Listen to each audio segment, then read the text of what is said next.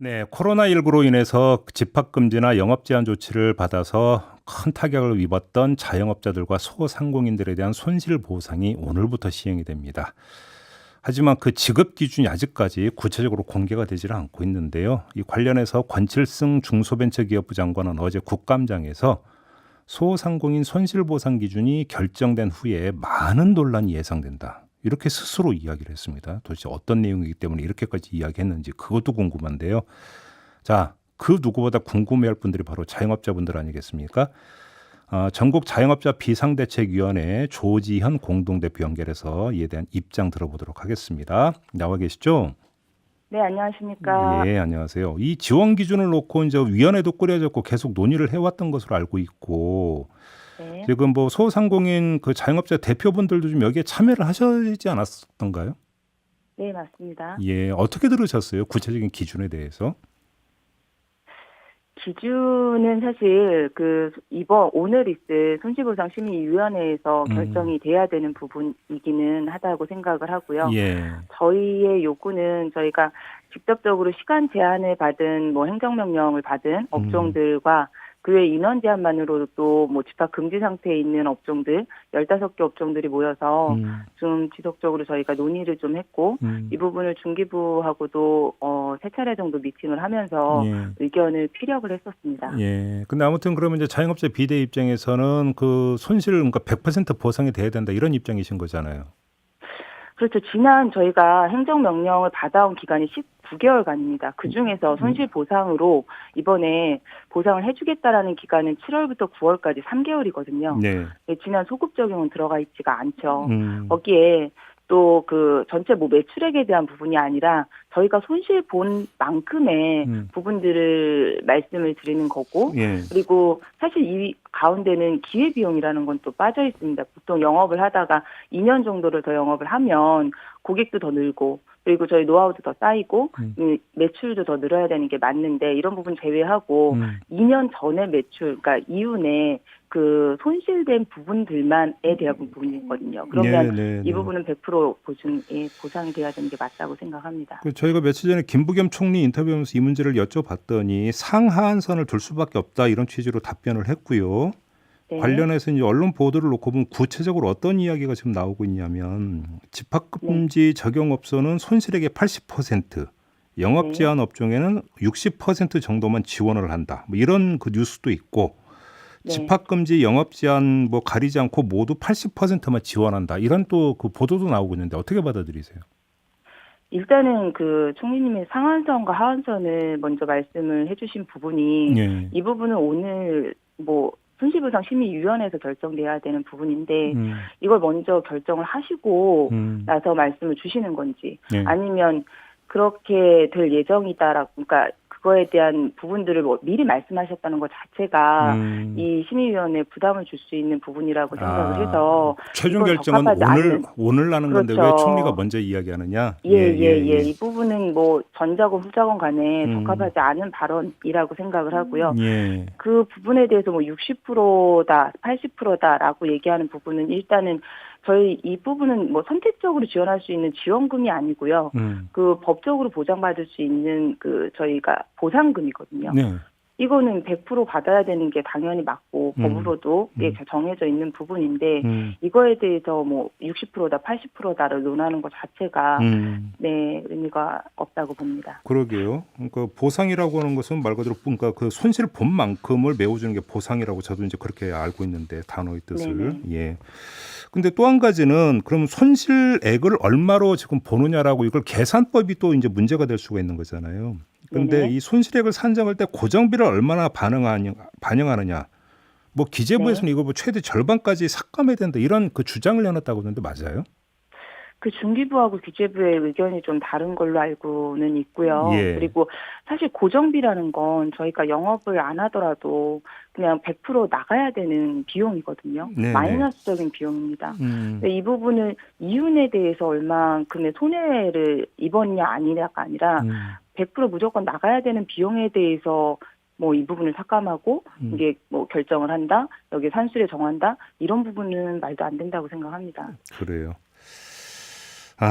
오늘 열리는 심의위원회가 결국은 이제 그 마지막 적에 자는 건데 여기서 어떤 결정이 나올지 좀 봐야 될 것 같은데 또 맞습니다. 한편으로는 이게 뭐 직접적으로 제한을 받은 데 말고 숙박업이나 여행업, 공연 문화업 같이 아무튼 간접적이지만 타격이 큰 곳이 있잖아요. 네네네. 이 업종은 어떻게 해야 된다고 생각하세요? 이 업종뿐 아니라 그 손실보상에 지금 그 행정명령으로 들어가 있지 않은 인원 제한으로 그 타격이 뭐 거의 집합 금지 수준에 있는 업종들도 매우 많거든요. 그렇죠. 네, 그래서 이런 부분들까지 말 그대로 손실보상이어야 됩니다. 음, 예, 이것도 다 행정명령으로 봐야 되고, 음, 그 외에 아까 말씀 주셨던 것처럼 이제 사각지대에 있거나 간접적인 피해를 입은 업종에 대한 기준들도 예, 다시 만들어져야 되고, 이 예. 부분에 대한 손실은 그 온전히 보상이 돼야 된다고 생각합니다. 알겠습니다. 어제부터 지금 천막 농성을 시작을 하셨죠. 네, 맞습니다. 이게 그러면 그 직접적인 이유는 지금 사회적 거리두기 연장 때문입니까? 아니면 이 손실 보상 이 문제 때문입니까? 아까 말씀드렸던 대로 저희가 그 지금 19개월권의 지금 행정명령을 받고 있고요. 뭐 예. 지금 집계된 것만 이외에도 많은 부분들이 있지만 집계된 것만 신규 저희가 대출금이 66조가 넘고요. 하루에 천여 개, 995개의 매장에 폐업을 하고 있거든요.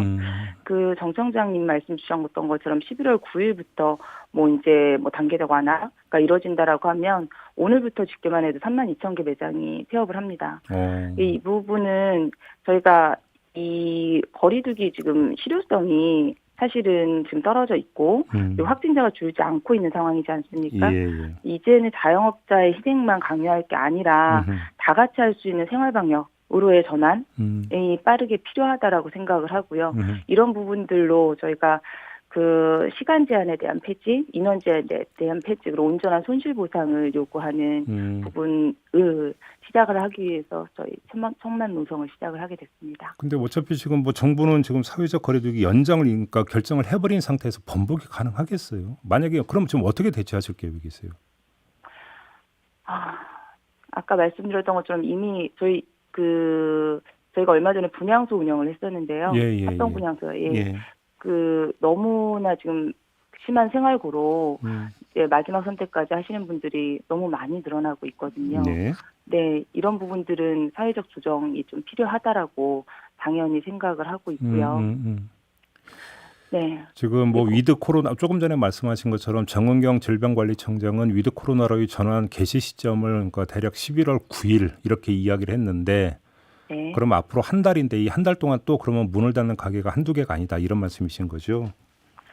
지금 집계 외에 사각도 많을 거라고 보는데 집계로만 봐도 지금 32,000개가 넘을 거라고 예상이 되는 거죠. 그러게요. 그리고 11월 9일부터 위드 코로나로 개시한다고 해서 그러면 모든 영업 제한이 일시에 그냥 전면적으로 풀리는 것도 아니지 않습니까?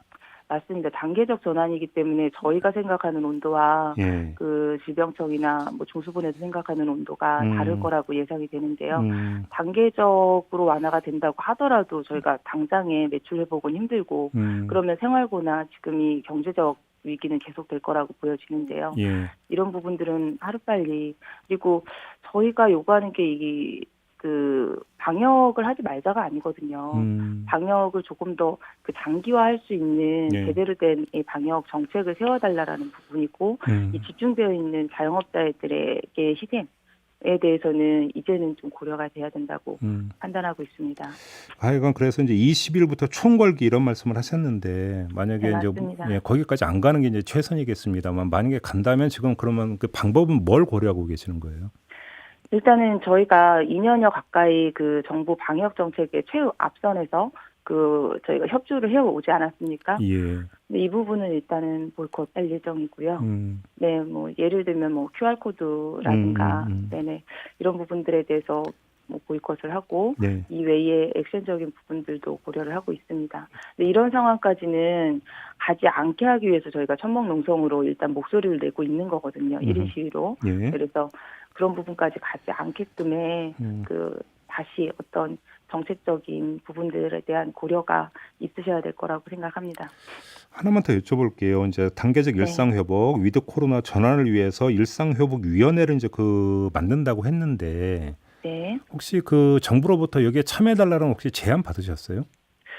아직은 말씀 들은 바가 없습니다. 그래요? 전혀 얘기 없었습니까? 왜냐하면 저희가 일전에 예. 그 당국자하고 인터뷰를 할 때 여쭤봤더니 뭐 당연히 참여해야 되지 않겠는가 이런 취지로 답변을 한 바가 있었거든요. 저희도 그렇게 생각을 합니다. 네. 네, 근데 아직까지는 말씀 들은 바는 없습니다. 아, 그래요? 네, 알겠습니다. 네네. 요즘 더 기다려보도록 하겠고요.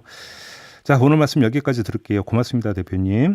네, 감사합니다. 네, 조지현 전국 자영업자 비대위 공동대표였습니다.